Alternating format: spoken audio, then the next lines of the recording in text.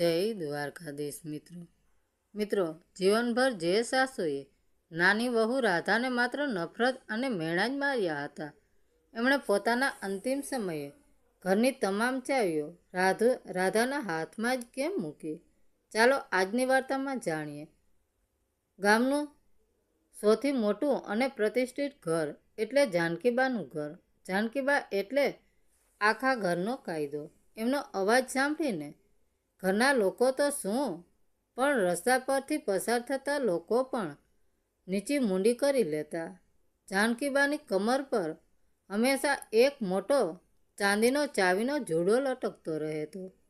આ જુડો માત્ર ચાવીઓ નહોતો, એ જાનકીબાની સત્તા અને ઘર પરના તેમના શાસનનું પ્રતીક હતો.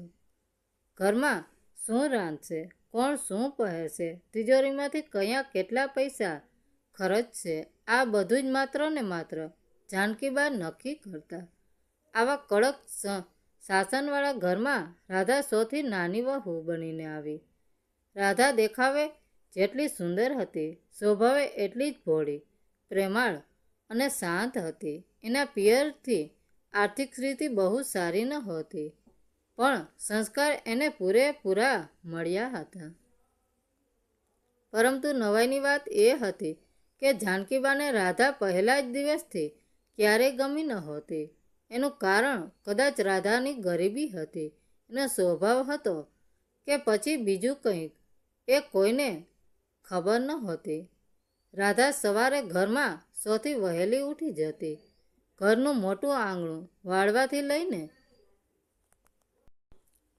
વાસણ કરવા, કપડાં ધોવા અને ગાયોને નિરણ નાખવા સુધીનું બધું જ કામ એના માથે રહેતું.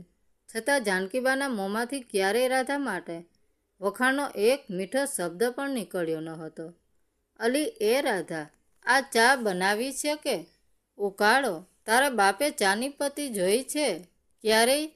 સવારની ચાનો કપ હાથમાં લેતા જ જાનકીબાનો અવાજ આખા ઘરમાં ગુંજી ઉઠતો. રાધા ચૂપચાપ પોતાના પાલવને પકડીને નીચી નજરે ઊભી રહેતી. એની આંખોમાં જળજળિયા આવી જતા, પણ એ ક્યારેય સામો જવાબ ન આપતી. ઘરમાં બીજી બે જેઠાણીઓ પણ હતી. તેઓ ખૂબ ચાલાક હતી. તેઓ મીઠી મીઠી વાતો કરીને જાનકીબાની હામાં હા મેળવી લેતી અને ઘરનો બધો જ ભાર રાધા પર ઢોળી દેતી. જાનકીબા પણ મોટી વહુઓના વખાણ કરતા થાકતા નહીં. જ્યારે રાધાને હંમેશા અપમાન જ મળતું. બપોરના સમયે જ્યારે રાધાના બધા લોકો જમીને આરામ કરતા હોય, ત્યારે રાધા ગરમીમાં શેકાતી રસોડાના વાસણો ઘસતી હોય.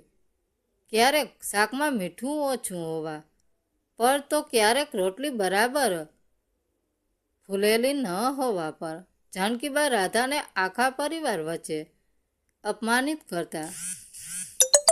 ખબર નહીં કયા અભાગ્ય ચોઘડીએ આ ડાકણને મારા ઘરમાં ઘાલી દીધી, મારા દીકરાની જિંદગી બરબાદ કરી નાખી.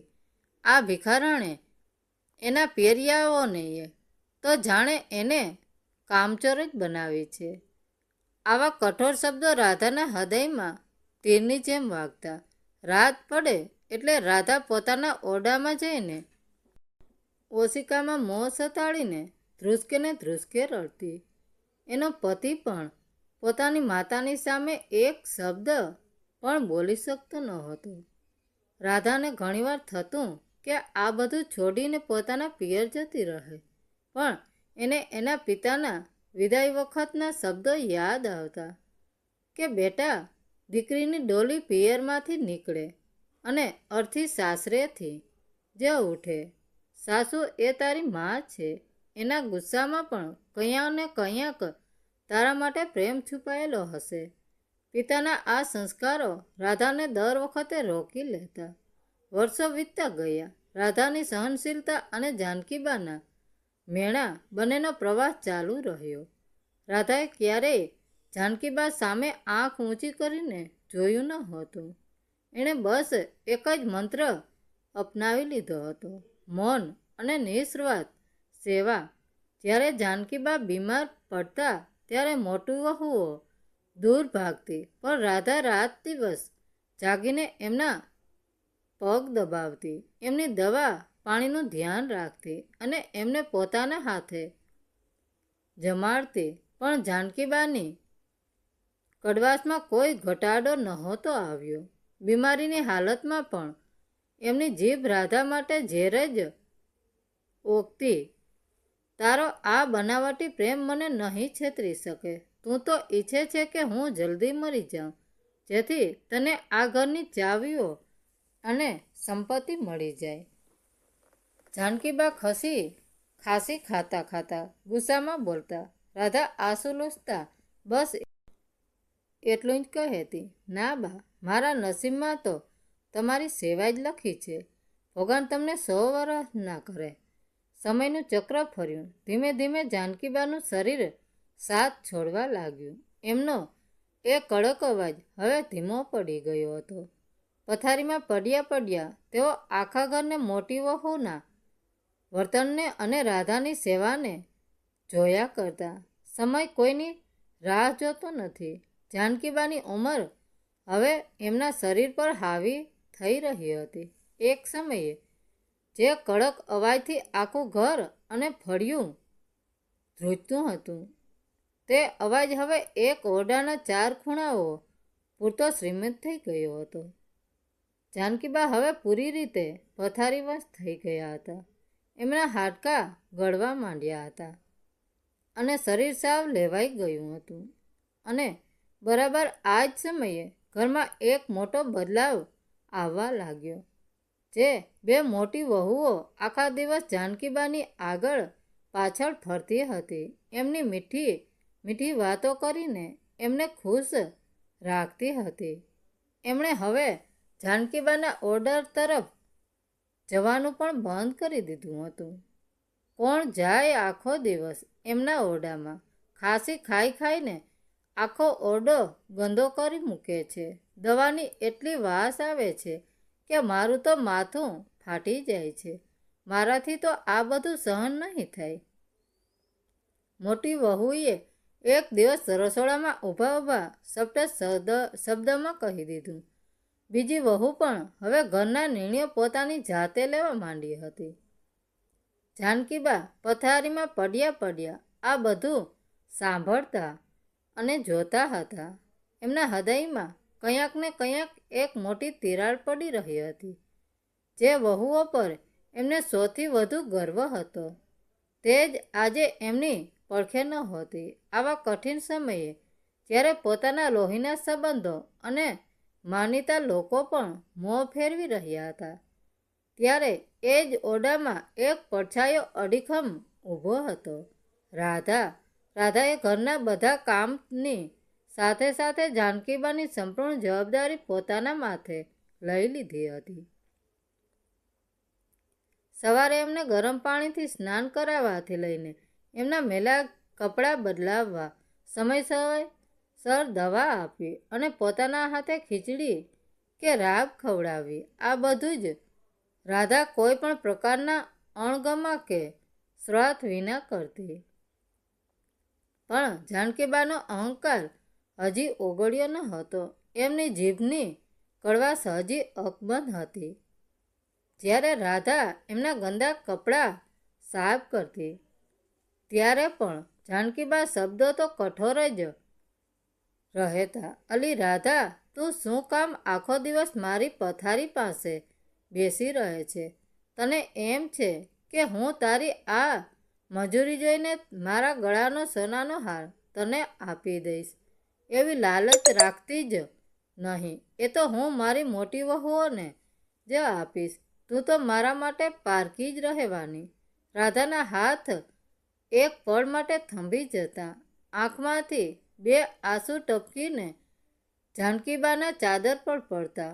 પણ એ તરત જ સાડીના પાલવથી આંસુ લૂછીને એકદમ ધીમા અને મીઠા અવાજે બોલતી, બા, મને તમારા હારની ચાવીઓની કે કોઈ મિલકતની જરાય લાલચ નથી. મારા માતા પિતાએ મને વૃદ્ધોની સેવા કરતા શીખવાડ્યું છે. તમે મારા પતિની જન્મદાત્રી છો, મારી મા છો. એટલે મારા માટે તો તમે ભગવાન સમાન જ છો. હું તો માત્ર મારી વહુ તરીકેની અને એક દીકરી તરીકેની ફરજ બજાવું છું. તમે જલ્દી સાજા થઈ જાઓ, બસ એ જ મારી ઈચ્છા છે. આ શબ્દો સાંભળીને જાનકીબા અંદરથી હલી જતા. રાતોની રાતો પસાર થતી. જ્યારે આખું ઘર ઘસઘસાટ ઊંઘતું હોય ત્યારે રાધા જાગીને જાનકીબા ના દુખતા પગ દબાવતી હોય. જાનકીબા આંખો બંધ રાખીને સુવાનું નાટક કરતા, પણ અડધી ખુલ્લી રાખે તેઓ રાધાનો ચહેરો અને સાડીના ફાટેલા છેડાને જોતા એમને અંદરથી કંપારી છૂટી જતી કે કેવી રીતે એમણે આખી જિંદગી આ ભોળી છોકરીને માત્ર દુઃખ અને આંસુ જ આપ્યા છે, છતાં આ જ છોકરી આજે એમનો સાચો સહારો બની હતી. બીજી બાજુ મોટી વહુની નજર હવે જાનકીબાની કમર પર હંમેશા રહેતા પેલા ચાંદીના ચાવીઓના જોડા પર ચોટેલી હતી.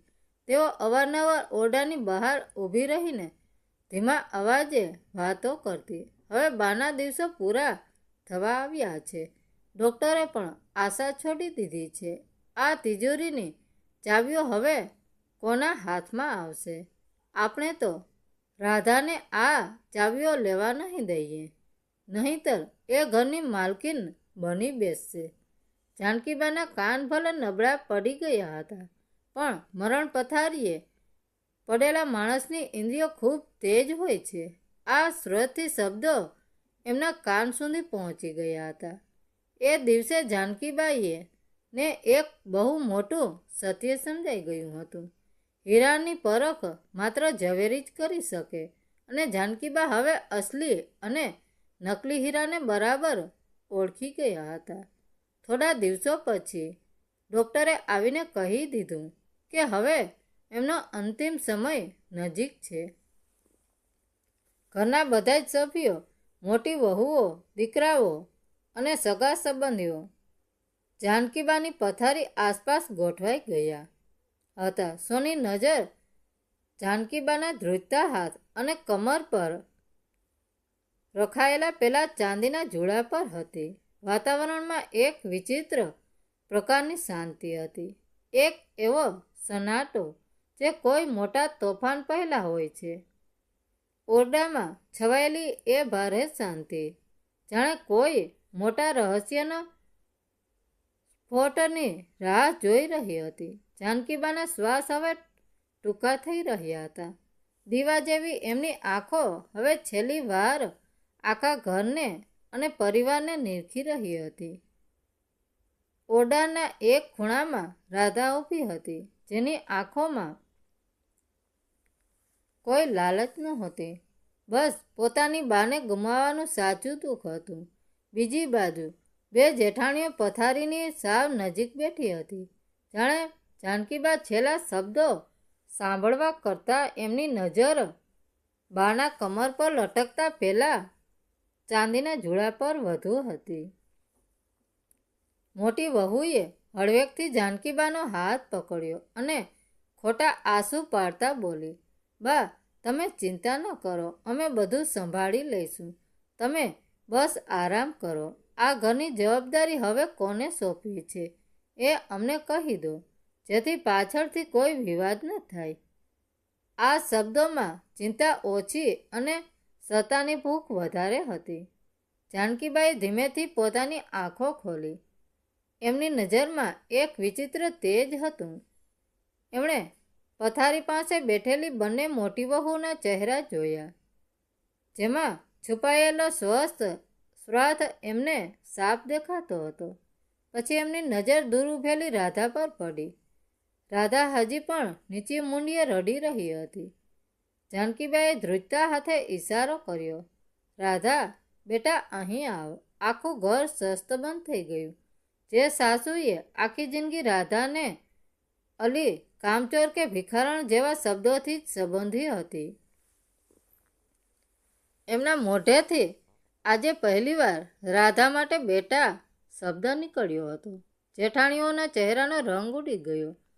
રાધા ધ્રુજતા પગલે સાસુની નજીક આવી અને એમના પગ પાસે બેસી ગઈ. જાનકીબાઈએ ખૂબ જ મહેનત કરીને પોતાની કમર પરથી એ ચાંદીનો જુડો કાઢ્યો. આ એ જુડો હતો જેને મેળવવા માટે ઘરમાં વર્ષોથી ઠંડુ યુદ્ધ ચાલતું હતું. જેઠાણીઓએ આશામાં પોતાના હાથ આગળ વધાર્યા, પણ જાનકીબાઈએ એમને અવગણીને એ જુડો સીધો રાધાના હાથમાં મૂકી દીધો. આ લે રાધા, આજથી આ ઘરની બધી ચાવીઓ તારી. આ તેજરીઓ, આ મિલકત અને આખા ઘરની સત્તા હવે તારા હાથમાં છે. જાનકીબાનો અવાજ ભલે નબળો હતો, પણ એમાં એક મક્કમતા હતી. પણ બા, આ તમે શું કરો છો? મોટી જેઠાણી ક્રોધ અને આશ્રય સાથે બોલી ઉઠી. આ રાધા તો નાની જ છે, એને ઘર ચલાવતા શું આવડે? અને તમે તો હંમેશા કહેતા હતા કે એ નકામી છે, તો પછી આટલો મોટો નિર્ણય કેમ? જાનકીબાઈએ એક ઊંડો શ્વાસ લીધો અને પથારીમાં સહેજ બેઠા થવાનો પ્રયત્ન કર્યો. એમની આંખોમાં હવે પસ્તાવો અને પ્રેમ બંને દેખાતા હતા. એમણે રાધાના માથા પર હાથ મૂક્યો અને બોલ્યા, મેં આખી જિંદગી રાધાને મેણા માર્યા છે. એ સાચું છે, પણ મેં એને મેણા નહોતા માર્યા. મેં તો એને કસોટીમાં મૂકી હતી. મારે જોવું હતું કે મારા ગયા પછી આ ઘરની લાજ કોણ રાખશે? જે મીઠું મીઠું બોલીને મારી સેવા કરે છે, એ કે જે અપમાન સહન કરીને પણ નિસ્વાર્થ ભાવે મારી ચાકરી કરે છે, એ. જાનકીબાઈએ આગળ કહ્યું, રાધા, તું જ્યારે આ ઘરમાં આવી ત્યારે મને લાગતું હતું કે તું નબળી છે, પણ તારી સહનશીલતાએ સાબિત કરી દીધું કે તારા જેવી મજબૂત સ્ત્રી આ ઘરમાં બીજી કોઈ નથી. મેં તને જેટલું દુઃખ આપ્યું તે એટલો જ મને પ્રેમ આપ્યો. તિજોરીની ચાવીઓ તો ગમે તેને આપી શકાય, પણ ઘરની શાંતિ અને સંસ્કારની ચાવીઓ સાચવવાની તાકાત માત્ર તારામાં જ છે. રાધા તો સાવ આવક થઈ ગઈ હતી. એના હાથમાં એ ચાવીઓનો જુડો જાણે કોઈ મોટી જવાબદારીની માફક ભારે લાગી રહ્યો હતો. એની આંખોમાંથી અશ્રુધારા વહી રહી હતી. જાનકીબાઈએ છેલ્લી વાર રાધાનો હાથ દબાવ્યો અને એમના ચહેરા પર એક અનોખી તૃપ્તિ છવાઈ ગઈ. પરંતુ જેઠાણીઓ હજી પણ આ નિર્ણયને સ્વીકારવા તૈયાર નહોતી. જાનકીબાના અવસાન પછી આખા ઘરમાં એક સુનકાર છવાઈ ગયો હતો. 12મા અને 13માની બધી જ ધાર્મિક વિધિઓ પૂરી થઈ ગઈ. સગા સંબંધીઓ પણ પોતપોતાના ઘરે પાછા ફર્યા, પરંતુ ઘરમાં શાંતિ નહોતી. જાનકીબાને ગયા પછી તરત જ બંને મોટી જેઠાણીઓએ પોતાનો અસલી રંગ બતાવવાનું શરૂ કરી દીધું. એમના મનમાં જાનકીબાના છેલ્લા નિર્ણયની આગ ભભૂકી રહી હતી.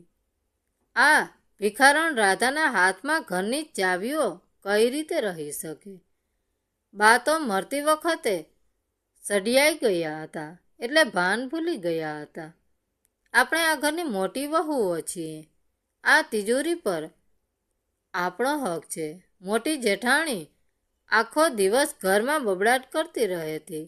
તેઓ રાધા પાસેથી ચાવીઓ છીનવી લેવાની નવી યોજનાઓ બનાવી રહી હતી. બીજી બાજુ રાધાએ ને આ મિલકત કે સત્તાનો કોઈ રસ નહોતો. એ તો હજુ પણ પોતાની બાની યાદમાં આંસુ સારી રહી હતી. જાનકીબાના કડવા શબ્દો પાછળ પણ એને હવે એક અજીબ પ્રકારનો ખાલીપો લાગી રહ્યો હતો. એક દિવસ બપોરના સમયે જ્યારે ઘરમાં બધા સૂતા હતા, ત્યારે રાધા ધીમે પગલે જાનકીબાના ઓરડામાં ગઈ. આ ઓરડામાં હવે દવાની વાસ નહોતી, પણ જાનકીબાની યાદો હજુ પણ જીવંત હતી. રાધાએ ભીની આંખે બાની પથારી સાફ કરવાનું શરૂ કર્યું.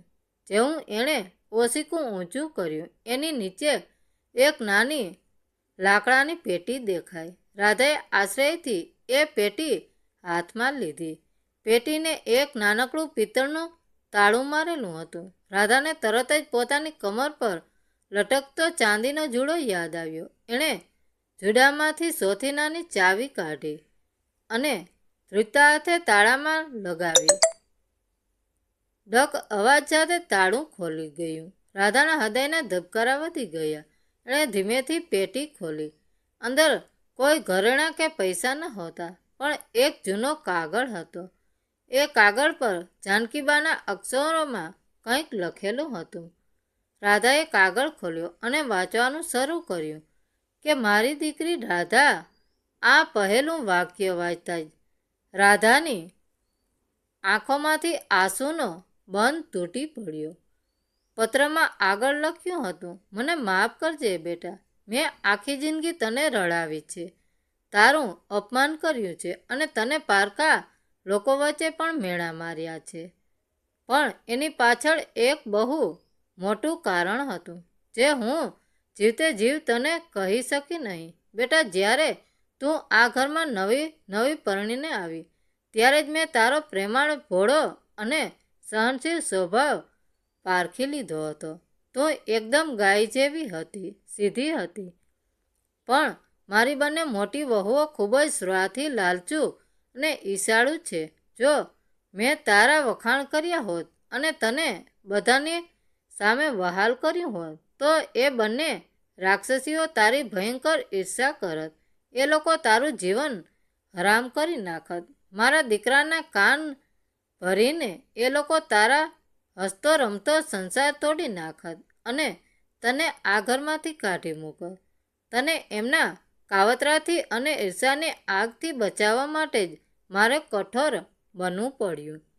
મેં તને બધાની સામે એટલી ખરાબ ચિતરી જેથી એ લોકોને લાગે કે હું તને ધિક્કારું છું. એમના મનમાં તારા પ્રત્યેની હરીફાઈ ખતમ કરવા મેં આ નાટક કર્યું. પણ દીકરી, જ્યારે રાતના અંધારામાં મેળા સાંભળીને તું રડતી ત્યારે તારા કરતાં વધુ આંસુ મેં મારા ઓશિકામાં વહાવ્યા છે. મારી મજબૂરી હતી કે હું તારા આંસુ લૂછવા ન આવી શકી. આ ચાંદીના જુડામાં એક લાલ દોરાવાળી ચાવી છે. એ ચાવી શહેરની બેંકના લોકરની છે. મેં મારી આખી જિંદગીની બધી જ બચત, મારા દાગીના અને મારા હિસ્સાની જમીન ગુપચુપ રીતે તારા નામે કરી દીધી છે. મને ખબર છે કે મિલકત હાથમાં આવતા જ મોટી વહુઓ પરિવારના ટુકડા કરી નાખશે, પણ માત્ર તું જ એવી છે જે આખા પરિવારને પ્રેમથી બાંધીને રાખી શકીશ. આ ચાવીઓ માત્ર મિલકતની નથી, આ ઘરના ભવિષ્યની છે. મારી દીકરી હવે ક્યારેય કોઈની સામે ઝૂકતી નહીં. તારી બાના આશીર્વાદ હંમેશા તારી સાથે છે. પત્ર પૂરો થતાં સુધીમાં તો રાધા ચોધારા આંસુએ રડી પડી હતી. આખી જિંદગી જે સાસુની કડવાશ એણે ઘૂંટડાની જેમ પીધી હતી, એની પાછળ આટલો મોટો અને નિસ્વાર્થ પ્રેમ છુપાયેલો હશે, એણે સપનામાં પણ કલ્પના નહોતી કરી. એક મા પોતાના સંતાનને બચાવવા કેવું કઠોર રૂપ ધારણ કરી શકે છે, તેનું આ સૌથી મોટું ઉદાહરણ હતું.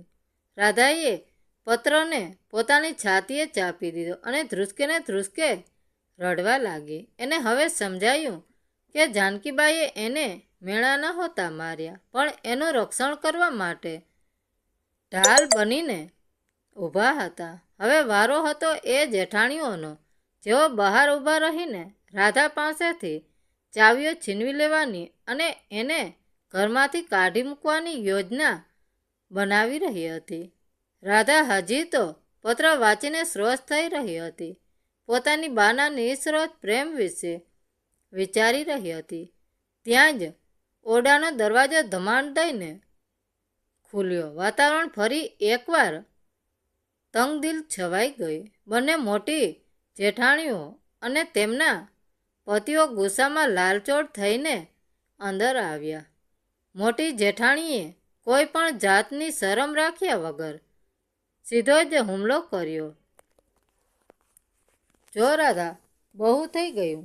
તારું આ નાટક. બા ભલે મરતી વખતે બીમારીમાં ભાન ભૂલીને તને આ ઘરની ચાવીઓ આપી ગયા હોય, પણ આ ઘર પર, આ જમીન પર અને તિજોરી પર સૌથી પહેલા હક અમારો છે.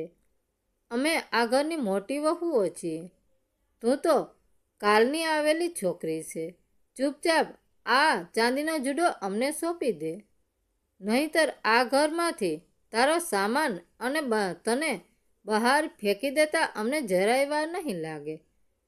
પહેલાંની રાધા તો હોય તો આ કઠોર શબ્દ સાંભળીને ડરી ગઈ હોત, ધ્રુજવા લાગી હોત અને રડતી રડતી ચાવીઓ આપી દીધી હોત. પણ આજની રાધા એકદમ અલંગ હતી. એના હૃદયમાં હવે કોઈ ડર નહોતો, પણ જાનકીબાનો પ્રેમ અને એમના આશીર્વાદની તાકાત હતી. રાધાએ પોતાની આંખો લૂછી, એક ઊંડો શ્વાસ લીધો અને એકદમ મક્કમ અવાજે કહ્યું, ભાભી. બા પોતાના છેલ્લા શ્વાસ સુધી પૂરા ભાનમાં હતા. એ કંઈ જ નહોતા ભૂલ્યા, પણ કદાચ તમે લોકો તમારી ફરજ અને સંસ્કાર બંને ભૂલી ગયા છો. આ ચાવીઓ માત્ર લોઢાની કે તિજોરીની નથી. આ આખા પરિવારની આબરૂ, સુખ અને એકલતાની છે. બીજી જેઠાણીએ મોં મચકાડતા ખટાક કર્યો. અરે વાહ! સત્તા હાથમાં આવતા જ આ ભિખારણની જીભ કેટલી લાંબી થઈ ગઈ છે. તું હવે અમને શીખવાડીશ કે અમારે શું કરવાનું છે અને શું નહીં. રાધાએ જરાય ગુસ્સો કર્યા વગર પેલો પત્ર ધીમેકથી આગળ ધર્યો અને બોલી, હું આ ઘરમાં કોઈને કંઈ શીખવાડવા નથી માગતી, પણ બાની છેલ્લી ઈચ્છા અને એમનો આદેશ શું હતો એ તમારે આજે જાણવું જ પડશે. બાઈએ પોતાની આખી જિંદગીની બધી જ બચત, એમના તમામ દાગીના અને એમના હિસ્સાની બધી જ જમીન કાયદેસર રીતે મારા નામે કરી દીધી છે, કાયદાકીય રીતે. પણ હવે આ બધું મારું છે. આ સાંભળીને બંને જેઠાણીઓ અને જેઠના પગ નીચેથી જમીન ખસી ગઈ. એમના ચહેરાનો રંગ ઉડી ગયો અને હોશ ઉડી ગયા. એમને ખાતરી થઈ ગઈ કે આટલા વર્ષો સુધી એમણે રાધા પર જે અત્યાચાર ગુજાર્યો છે એનો બદલો હવે રાધા લેશે અને એમને તરત જ ઘરમાંથી કાઢી મૂકશે. પણ રાધાએ આગળ જે કહ્યું એણે બધાના પથ્થર જેવા હૃદય પીગળાવી દીધા. રાધાએ અત્યંત પ્રેમથી બોલી, તમે લોકો જરાય ડરો નહીં. હું તમને આ ઘરમાંથી ક્યારેય કાઢી મૂકવા નથી માગતી. બાઈએ મને આ ચાવીઓ ઘર તોડવા માટે નહીં, પણ આપણા ઘરને જોડી રાખવા માટે આપી છે. આપણે બધા જ એક જ પરિવારના સભ્યો છીએ. આજથી આ ઘરમાં કોઈ મોટું નથી કે કોઈ નાનું નથી. આપણે બધા સાથે મળીને હળીમળીને રહીશું. મિલકત ભલે કાગળ પર મારા નામે હોય, પણ એના પર સાચો હક આપણા આખા પરિવારનો છે. બસ મારી એક જ શરત છે કે આજથી આ ઘરમાં કોઈ કોઈનું અપમાન નહીં કરે અને બાએ આપેલા સંસ્કારો આપણે હંમેશા જાળવી રાખીશું. રાધાની વિશાળતા અને સમભાવ જોઈને બંને જેઠાણીઓની આંખોમાં પહેલીવાર પસ્તાવાના આંસુ આવી ગયા. જે રાધાને એમણે આખી જિંદગી નોકરાણી સમજીને ઠોકર મારી હતી, એ જ રાધા આજે ઘરની સાચી માલકીન બનીને એમને પ્રેમથી આશરો આપી રહી હતી. બંને જેઠાણીઓએ રડતા રડતા આગળ વધીને રાધાના હાથ પકડી લીધા અને પોતાની ભૂલોની માફી માગી. રાધાએ હસીને એમને ગળે લગાવી લીધા.